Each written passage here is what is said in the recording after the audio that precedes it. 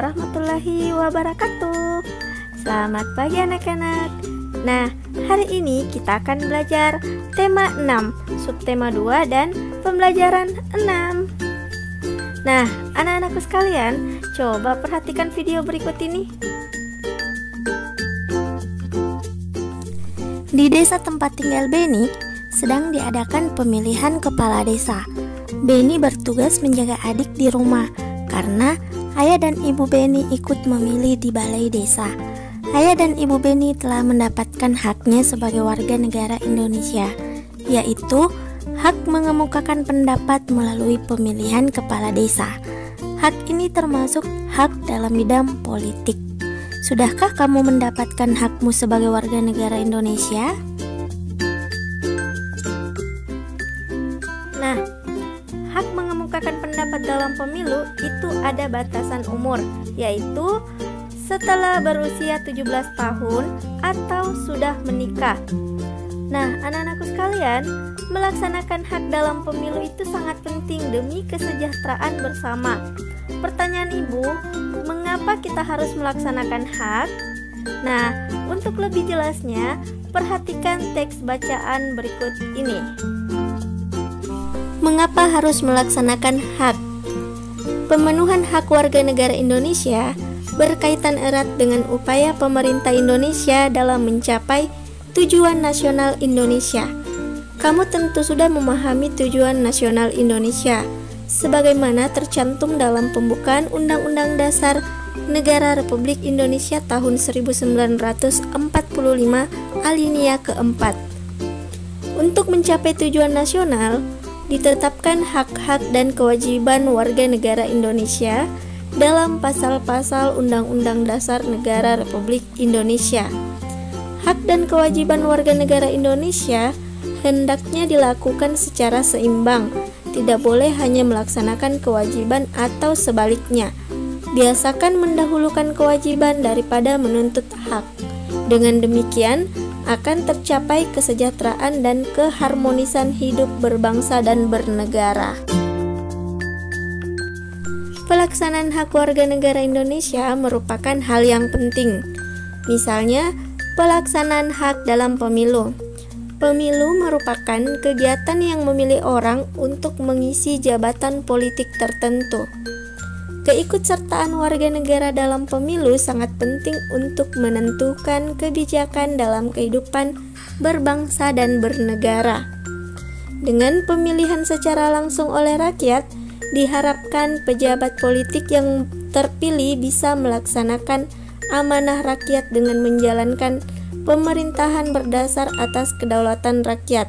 Jadi, kesejahteraan rakyat akan lebih diperhatikan.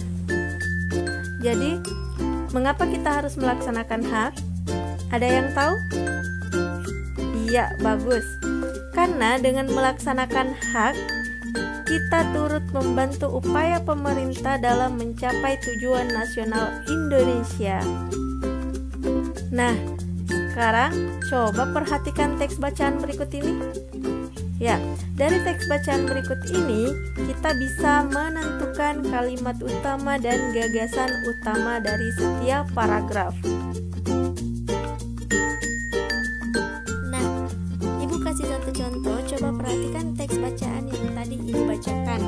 Untuk paragraf pertama, kalian bisa menentukan kalimat utamanya. Nah, kalimat utama adalah kalimat yang menjadi inti atau dasar dari suatu paragraf. Sekarang kalian baca paragraf pertama, kemudian cari tentukan yang mana inti atau dasar dari paragraf pertama tersebut. Sekarang coba perhatikan, pemenuhan hak warga negara Indonesia berkaitan erat dengan upaya pemerintah Indonesia dalam mencapai tujuan nasional Indonesia.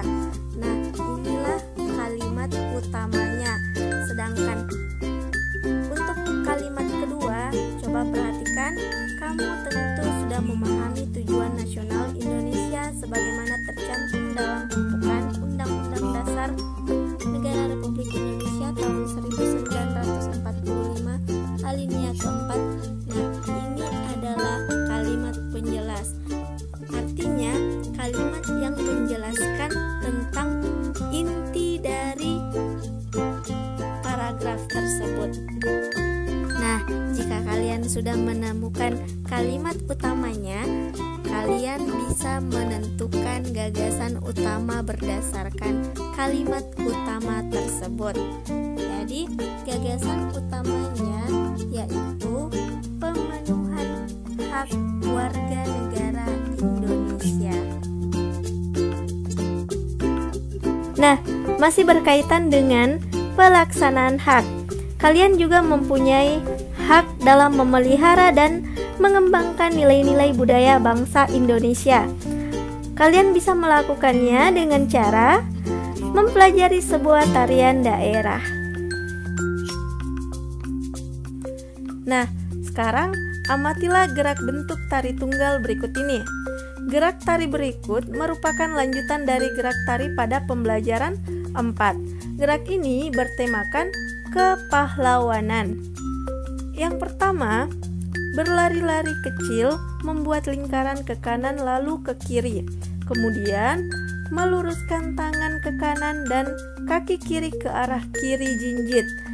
Nah, gerakan tersebut dilakukan 2 kali 8 hitungan. Yang kedua, memainkan tongkat. Tongkat diluruskan ke atas, ke samping kanan, kemudian lurus ke atas lagi dan ke samping kanan kembali. Nah, gerakan tersebut dilakukan 4 kali 4 hitungan. Jadi anak-anakku sekalian, demikianlah pembelajaran kita hari ini. Semoga bermanfaat. Billahi fisabilil haq, fastabiqul khairat. Assalamualaikum warahmatullahi wabarakatuh.